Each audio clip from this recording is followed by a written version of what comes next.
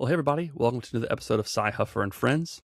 This is a podcast designed to help you flourish at life and relationships. I'm your host, Huffer, lead pastor at the Gathering Christian Church in Naples, Florida. And the way this podcast works, if you are new, is that I believe I have the best friends in the world that make me flourish in those areas. And I believe me sharing them with you will help you flourish as well. So you can always follow along on Apple, Spotify, or YouTube. We also have an Instagram account where we post different reels when episodes drop, that you can see what's upcoming or what has already happened.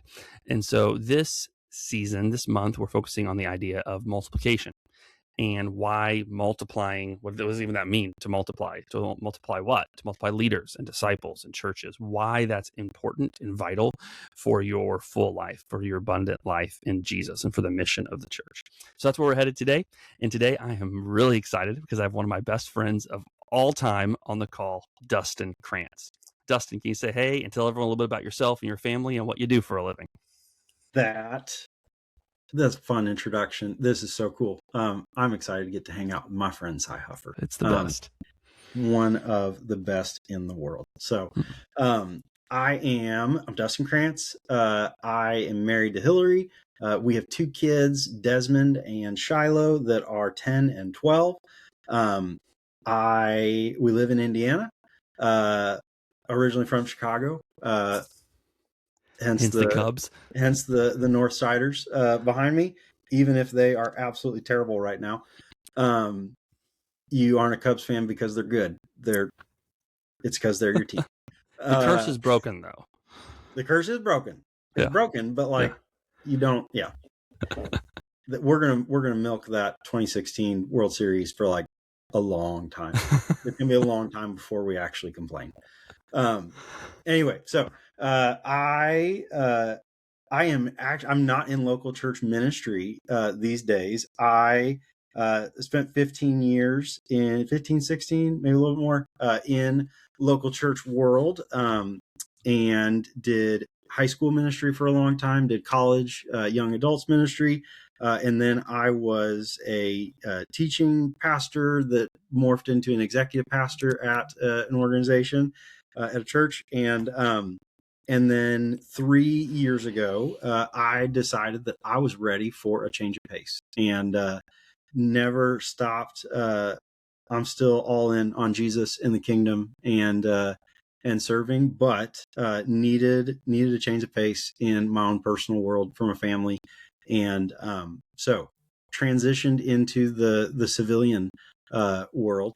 And in that life, I work for a fiber internet provider. And I don't know anything about really how internet works. I know enough to make me sound like I get it more than the average person, but they don't actually let me do anything with the internet. We're a company that we have 3,000 employees, and I do internal leadership development and coaching with leaders in the organization. And so help people try to be better bosses. If I think everybody has the experience that not just work, but life is better when you have a good boss. If you have a bad boss, life is not fun. And so I get to work with fantastic leaders at every level of the organization and try to think through how can they serve the people they lead better. And so while I don't have the pastor title, I still get to do a lot of discipleship with leaders. And so that's my day gig, and still get to do kingdom initiatives on the side throughout. So that's what I do now. I love it, man. And it's awesome because I think you're so gifted in that area. You're such a good teacher. One of my favorite teachers. I love listening to you preach and to teach anything. You were one of the people that I've met that knows the most about everything. And so like when we talk about whatever topic, you're like, actually, you know what? There's 4 different types of taste buds that everybody has. And there's this, and you just like know all this stuff. And I just love soaking up all of the things that you know about. It's so great. And it's I love that about free, you. But it's worth it. It's all free. You're like the perfect person to have on a trivia team. I do enjoy trivia. Yeah. I have a buddy here named Scotty and he's the other person that knows the most about everything. I think I would like, if I could choose a trivia team, I know you two would totally be on it. And so I love us asking this question on the podcast. How do Mm-hmm. we become friends? What's our friend story? And I love asking the Mm, guests to bring it because I have in my mind my story, but I like okay. hearing it from your perspective. So what's our friend story? Okay. I mean, we met because we both worked at Crossroads Christian Church. Yeah. And I think my title may have been like resident. I don't know if I was like official. Maybe I was like pastor at that point. We were still both just really, really young in our careers. And you came to intern there. And there was like the work introductions of like, hey, here's the new intern, Cy. And then there was like just the friend introduction of, this is a really fun person. Yeah. Outside of just talking about ministry, getting to meet you and Monica. And Monica was a volunteer in my ministry at the time. And my wife remembers you as the person that fell through a table the first time that she met you. I was not privileged enough to be there for that. But yeah, I think you shattered a glass table like the It's first time crazy. that you met her. And I don't know that I pinpoint a single moment, but there were just all these opportunities to Yeah. connect. And whether it was just saying hi to you in the hallway or hearing you share things in meetings or getting to know you between services, after services, Monica hanging out at student ministry stuff, it became really clear really fast. Like, this is somebody that I mesh with. We love to think, we love to laugh, we love to eat, like Yeah. all things that were just really, really fun. And I don't know that I pinpoint any one Yeah. specific thing. I just remember like early on knowing like, this is another storyteller. This is a person that loves to share uh, stories, and whether those are personal, funny stories that we can laugh about or just poignant moments that like made an impression on us, and uh, was deeply in love with the story of Jesus Mm-hmm. and found the best story that had ever been told Mm-hmm. in Jesus of Nazareth. That's right. Uh, and so, yeah, like it has been now 15 years of sharing stories, writing stories together, and yeah, having our lives rooted in the story of Jesus. So It's been awesome. Yeah, and I remember meeting your wife for that night, and what I remember is that we were sitting at Denny's house. One of our yep, friends, other pastors of the church, invited me over, and I think you and Monica were like on a trip or something for youth group, and I was sitting I out think on a she was at a chair. youth group function. Yeah, and the chair broke underneath me, and the glass of shatter was the glass that I was drinking out of, and it literally just the chair just broke, and I fell, and it shattered all over, and it was insane, and so that was crazy. And then I remember the first time like really being like friends, hanging out. You and Hillary were some of the very first people. We moved to Indiana away from college, left all of our friends. You invited us to get ice cream, At and we went River, and got. Yes, yeah, yeah. yeah, We went and it got was a ice dollar. cream. It's dollar ice cream. It was the best.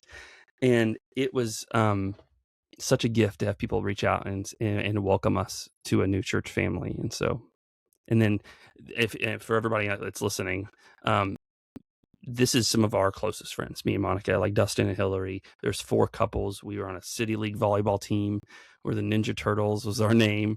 All the guys got matching Ninja Turtle tattoos on our calf, and mine faded to not even being purple anymore. But I got No, it it looked really touched good. up, by the way, so Yeah, it's purple now. yeah, Yeah. So, and then we go vacation every summer with these guys. It's some of our closest friends of all time. And so part of our story, which is really cool, I think unique, is that we were all in home groups together mm-hmm. and just loved that home group. It was one of the best small Yeah, groups I've ever been a part of. We were close. We were all in leadership. We were young. None of us had kids yet. And then we got really convicted and challenged by this idea of multiplication, that we had this beautiful thing, this Christian community, and Christian community is meant to be shared. And that means we have to not be together. Hmm. And so I want to just kind of pull apart kind of your side of this story and have you share that along with, a lot of other over the years, us learning a lot more about multiplication. Even you're doing that today with multiplying leaders within your Yeah. organization.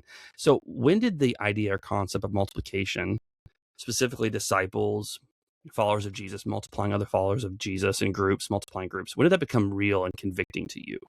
I mean, it was a conversation that was evolving on our staff, Mhm. was rumblings of people that, it wasn't just a us thing. Like, it was I feel like a real sort of movement of conviction that, not because it was this redeemed pyramid scheme, which is what I think it comes across as a lot. The cynic in me, like, you plan out, you tell me about this disciples making disciples thing, and it's like, oh no, that's a religious pyramid scheme.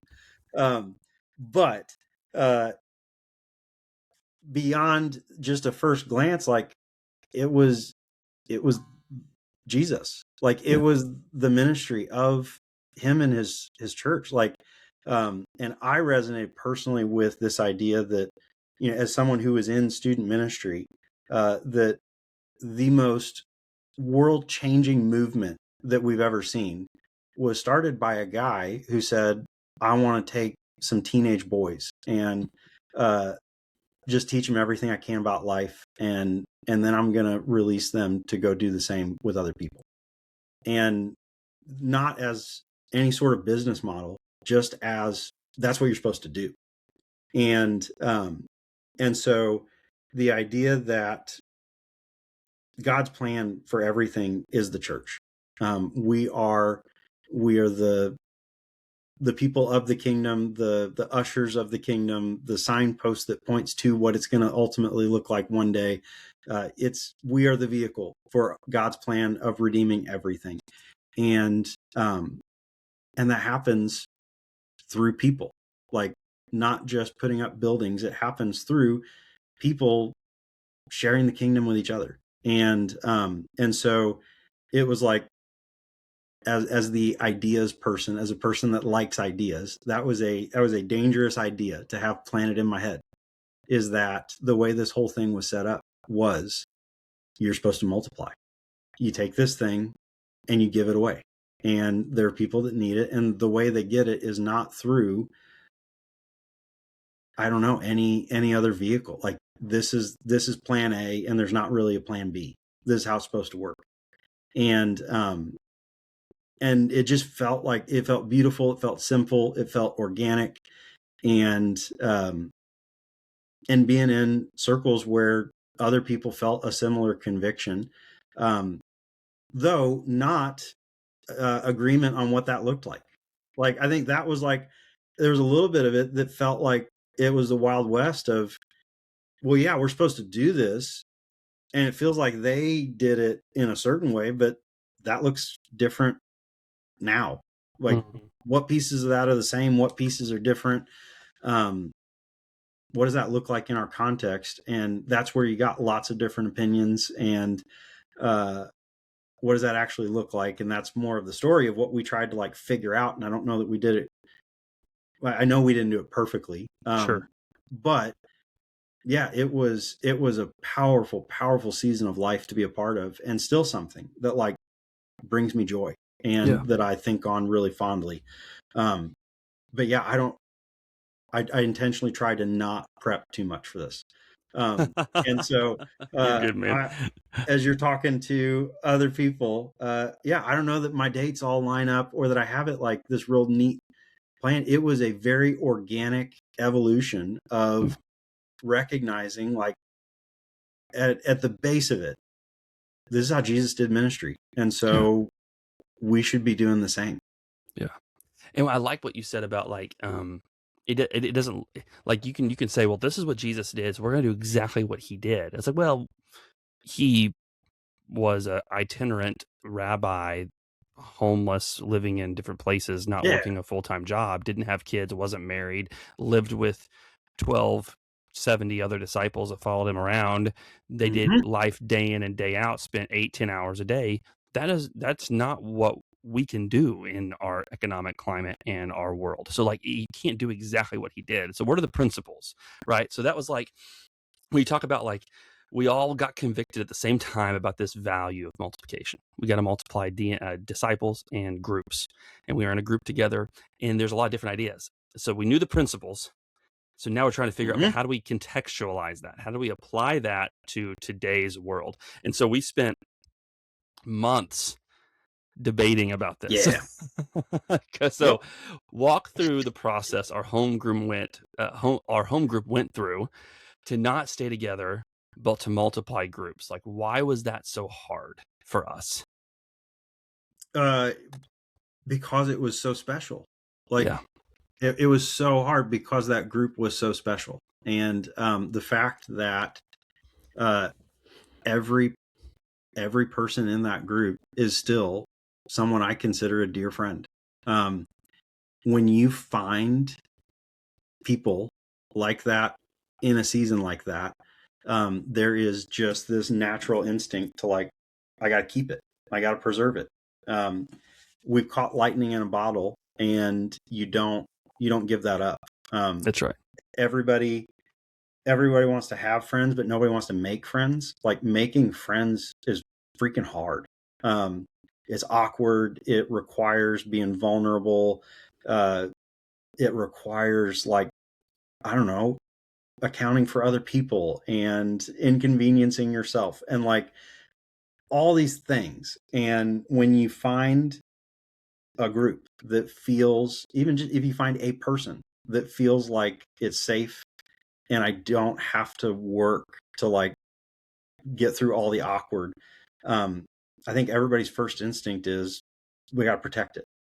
I got to insulate it and make sure that like it doesn't get ruined, because most people don't get to experience that, let alone hope that by like changing it, it'll still be okay. And maybe you'll find it in a different way, or that it'll still be the same, because it won't. And I think it was hard for us.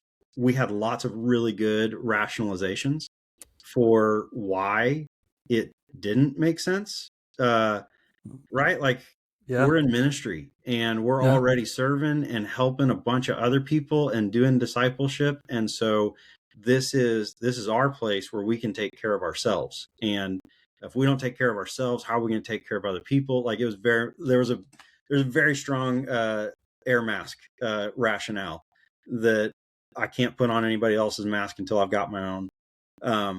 There was, I think, an acknowledgement of like, honestly, I just don't want to do that. Like, this is really, really, really good, and I don't want this to change. I don't want to lose this. I've never had this. This has been instrumental in my life, and I don't want to give that up. And like, that was gut wrenching to like, I think it was hard to just acknowledge that. Like, that was a sentiment that I think all of us were way too religious and moral to say out loud. And that was a hard thing to say, is like, no, honestly, I don't want it to change, because this is really good.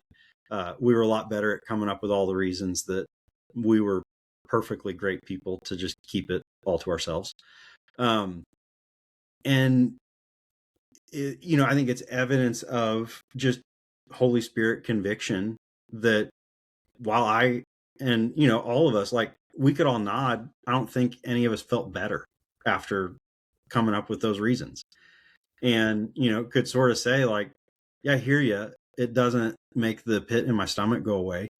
It doesn't change that when I read the New Testament of how these people were connected, it feels kind of the exact opposite of that.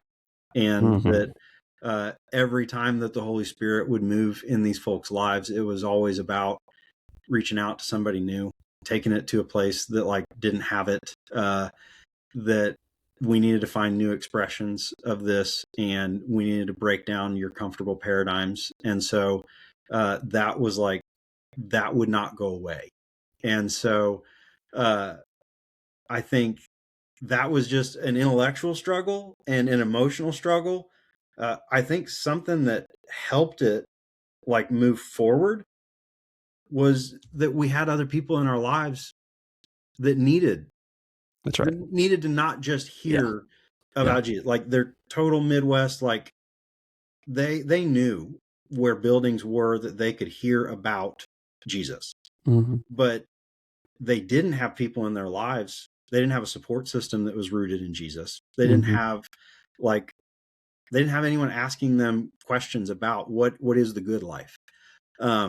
And we had people in our orbits, and John Hayden gets all the credit in the world for being just an unbelievable evangelist, and saying, I have people in my life.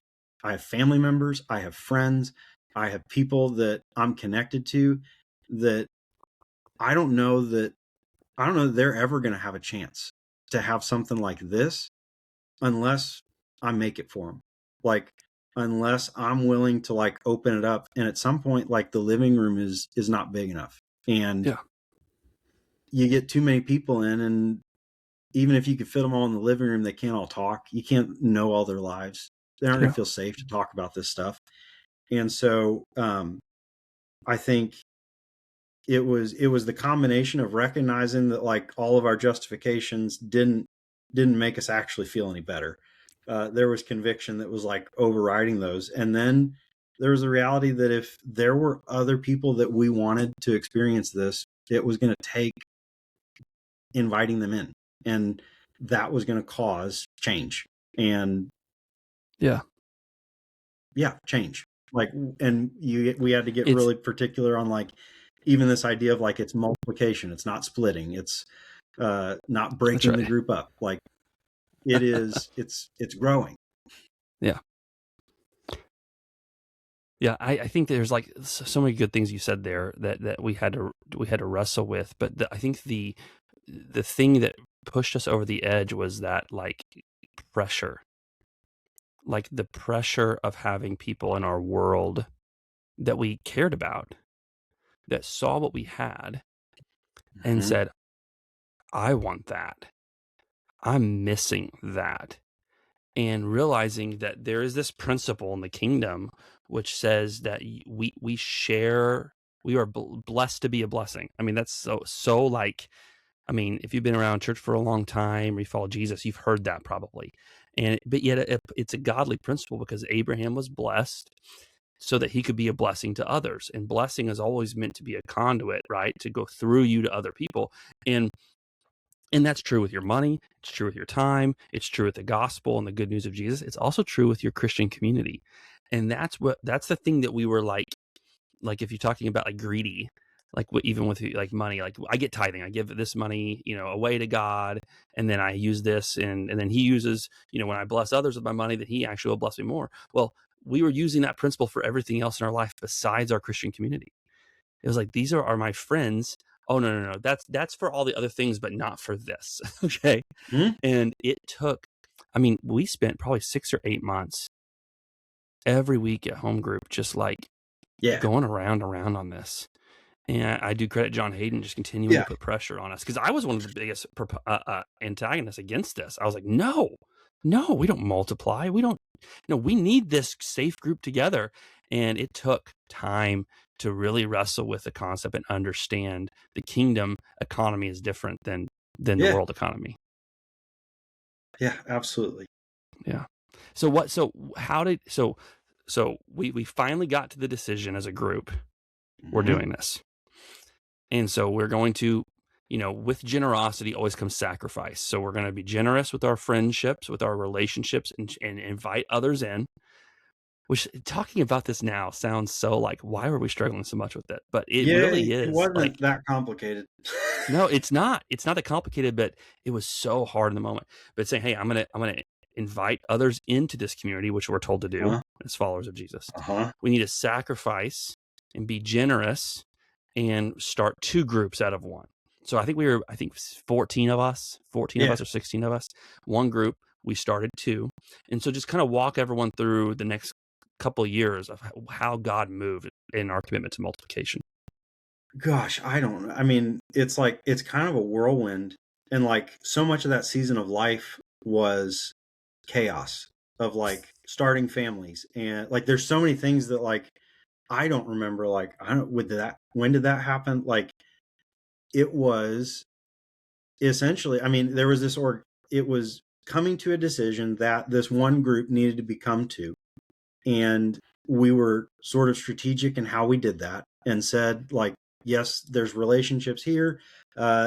We have these folks that are in our orbit. I want them to experience what I've experienced. So because of our proximity and relationships, like it makes sense for us to go here to pursue these people with this intention.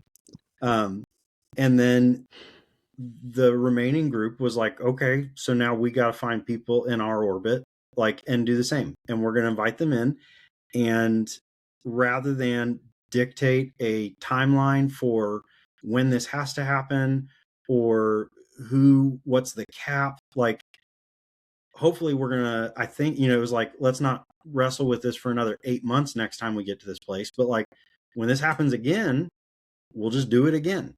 And like, we're going to see where this goes. And there was a commitment that we don't have to stop being friends or seeing each other because we're doing this. And there were regular touch points where we would still get together as a group and like still share meals and laugh. And, and there would be breakfasts and lunches that would happen throughout the week to like ask, how's it going with the new folks? And like just moments of reconnection to say, how's the mission going? How are you doing?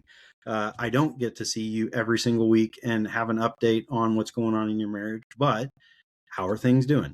And I think that was like that was a personal commitment or sacrifice to say, we still have to be committed to being friends. Like there is no like law that says if you are not leading a small group together that you have to stop being friends. Like it's just, there's a scarcity of time. And so right. It was a commitment to say, no, we still need to like focus on getting together. That is going to happen less, but those two groups, we invited people in and they grew. And that turned into, well, this has gotten bigger than we can meaningfully have conversation amongst ourselves every single week.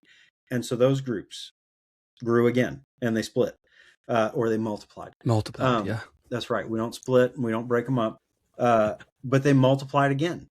And I think there was like this sense, the first time it happened, it was like all exciting and it was novel and cool that like this is working and we're still friends and this is going to be okay. Also, we had leadership capacity of people that like had done the small group thing enough that like we know how this functions and we can lead a discussion and we can send out the text messages and we know how the Bible study thing works.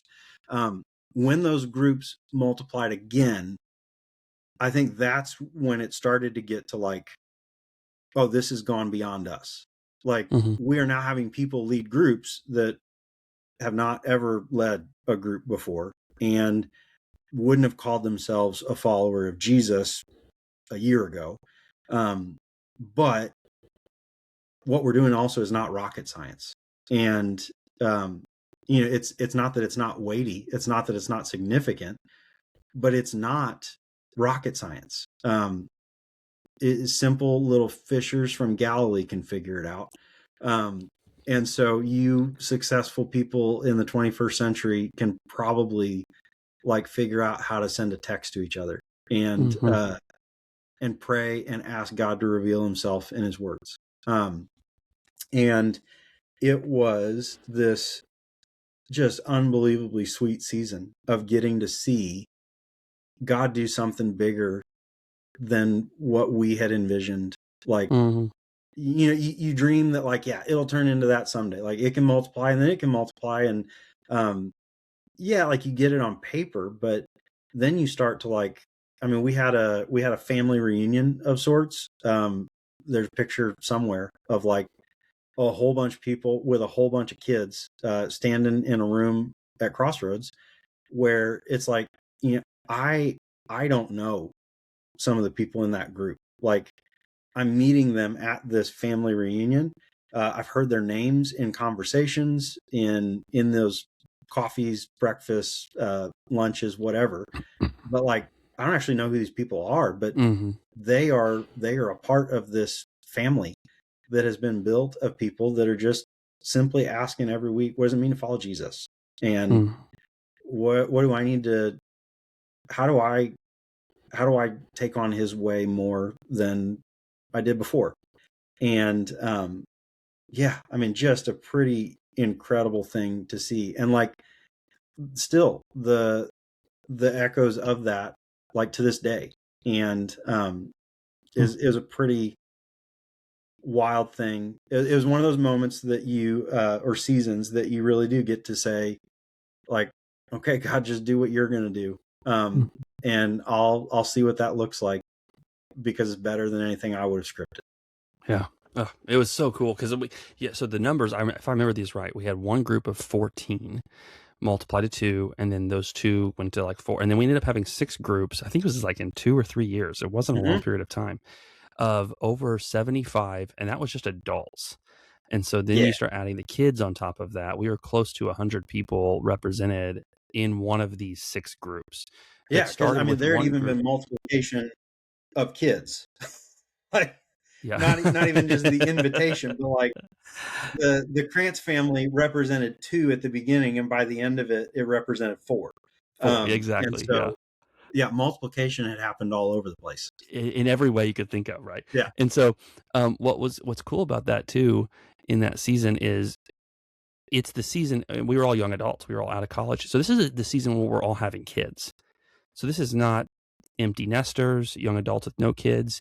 This is a bunch of young families with kids simply just multiplying and sharing Christian community with other families with kids. Which, think about some of the loneliest like seasons or people. Mhm. Young adults with babies do not feel connected, like feel so alone and have a hard time. And it took sacrifice. People had to make time to meet and to gather in these groups and to do these other breakfasts at Chick-fil-A or to do game nights with other friends. And yet people, like, I love what you said earlier, people love the idea of having friends, not making friends. Yeah, And making making friends friends sucks. takes time and money and energy. And that's 3 things you don't have when you have babies at home.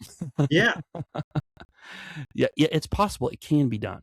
One of absolutely. the things I think is the biggest hurdle or obstacle with multiplication in groups, especially in the church world, is how it seems to go against the desire to have friends.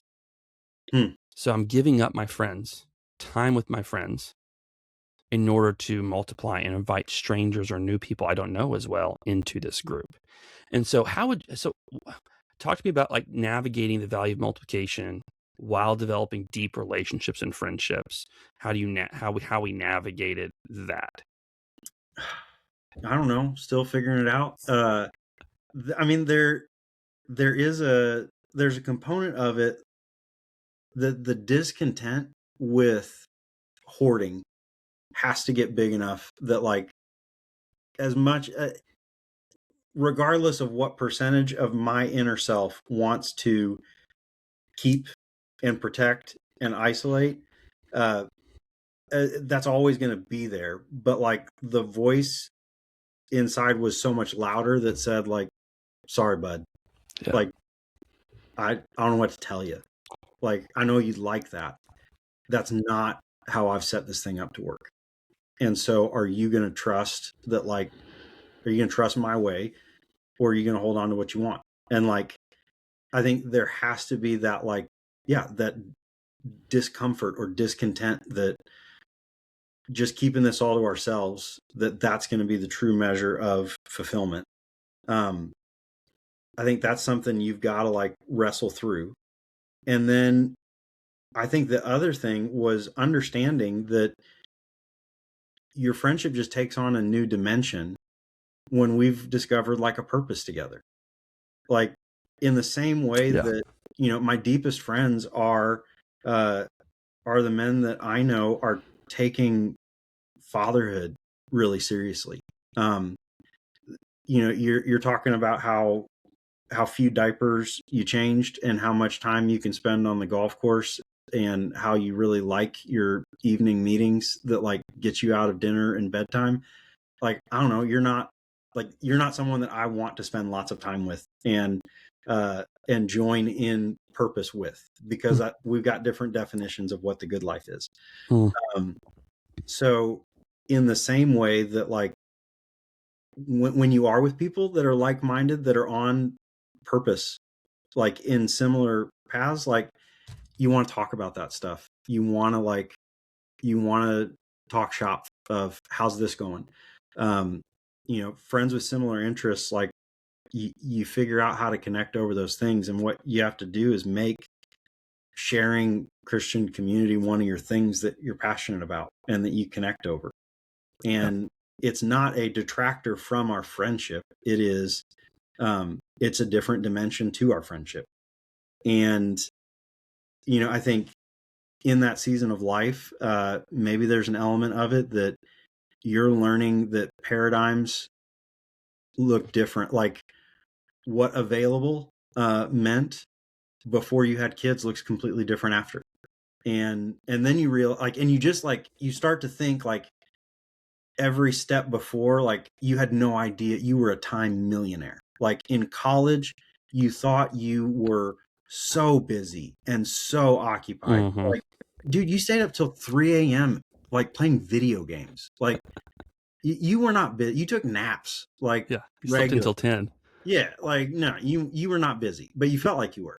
And then you become like, you have adult responsibilities and you feel like, oh, it's so busy. Like I don't ever get a break. I've got to like report. And then, if you get married, like you think, gosh, we don't have any time. Like it's so hard, but like we binged so many shows, like, and back when like we were still getting the DVDs sent to us through the mail, from Netflix, like we watched a lot of The Office and Grey's Anatomy. Like the baby comes and you're like, who had time to do that? Like, and your laundry doubles, and like, just at every state you realize that things change, and that doesn't mean they're bad. It just, they're changed. And part of that is maturing, and like, not in a, I'm better now, but just, I've got a different perspective. And what used to feel like this is the way that you have a meaningful friendship, I think we just have too narrow a view, particularly when we haven't had the experience of like stepping out of that. And you learn that no, friendships just, they get different dimensions and they can look different, but that doesn't make them any less. And so we just, that wasn't like anything that we charted out or had a guidebook on. There was no like resource for that. It was just something that we had to like step out into. And the longer you go, the further you get from it, you realize like, oh no, that was a reshaping of what that looked like. It wasn't. I think that's so good. Like what you said about like friendship being, so different in the different seasons. Like, you're going to make friends so much easier and so much faster when you are in a dorm of 50 other guys or college students and you're living life together versus having a family with kids working a full-time job. It doesn't look the same, and that's okay. You can still have depth and friendship and relationship in that season too. It just looks different. One of the things we did that I remember is alongside home groups, we made time for friends, and we usually had game nights. And the rule at game night was everyone bring your family calendar. And at the end of the game night, we would sit down and say, okay, when's the next one? And we would put it on, because if you don't do that, if you don't put it on the calendar, it's not going to happen. And that one little habit, if you're trying to develop friendships or make friendships, invite people over, and make yourself available first. And if you find some good friends, then make that your rule. Make that, hey, we're going to get together. When we get together, we're also going to plan the next time we're going to get together. And it will sustain you. You have to have time invested in other people to make friends and to sustain friendship long term. And that's something that probably most people feel like they don't have a lot of. I had a mentor that said, relationships are built on shared experiences. And that was his, like, anytime he wanted to go do something or had a crazy idea for like getting together, it was grounded in this idea of like, well, yeah, like doing this thing is not the thing in and of itself. It's so that we can have friendships, so that we can have relationships, because relationships are built on shared experiences. That's so good. And you don't get to have experiences that you share unless you're making time for it. The time. Yeah, it's not the same. Like, it's great to send the text, but like, I really build my relationships in sharing experiences. And so, yeah. And again, that could be us sitting at a small group together, or that can be a shared experience that I don't have with anybody else. That is, we launched these groups together, and there are, this many people that like, I don't even know that one day I'm going to get to experience eternity with, because we were willing to like commit ourselves to that experience. That was not a lessening of a friendship. It was adding a dimension that didn't exist with anybody else. And yeah, it's just so much of like, I think you got to let the Lord shape your paradigms, and say, yeah, maybe I put things in too small of a box or a lane. So we're running out of time here. I just want to ask you just, real quick at the end of our time together. That went way too fast, by the way. I could talk to you for hours. How would you encourage groups or people who are struggling with the same things you and I were struggling with all those years ago? I think some of it is like, okay, I'm gonna not give the cheesy like Christianese answer of like, you just need to trust Jesus, and he's gonna make it like worth your while. Step out in faith. Like, I think if you fundamentally agree, when you look at the ministry of Jesus, of his disciples, of the church, that it does happen through disciples who make other disciples. If you're at that point, now you got to do something with it. And I think it's acknowledging that that's like, there is a change that has to happen. And then I would look at what are all the roadblocks that make you say, this is going to be hard, or we're going to have to give this up. And what's your solution? Like, okay, yes, it will take away one regular touch point that we're going to have. What's the thing that like eliminates that roadblock? And so maybe it is, we're going to have nights where we don't say goodbye until we've put the next thing on the calendar. Okay, I've just come up with a workaround or a solution for that roadblock. Because there are solutions. Like, there's ways to do it. You get into just the practicality of like small groups. Like, you got kids, man, childcare is it's hard to figure out. Like, it's so hard. And there's pros, there's cons, like, but there are solutions. Like, and so I think it's like, if you're convinced that we are supposed to multiply, that like that's really the framework that we've got set up.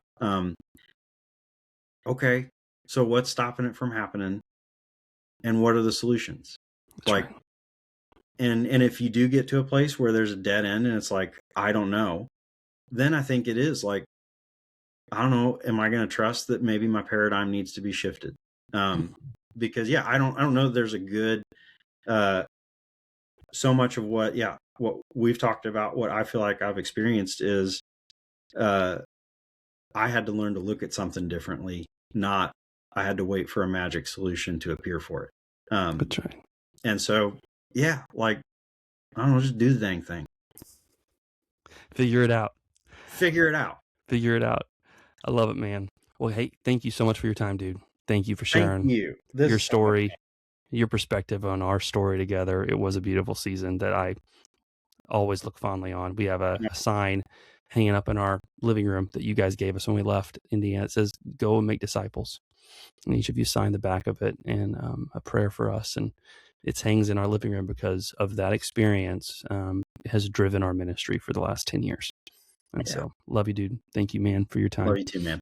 Yeah. Hey, everybody, thank you for tuning into this. Again, follow along, Apple, Spotify, or YouTube. And remember that you were made for more, so don't settle for anything less.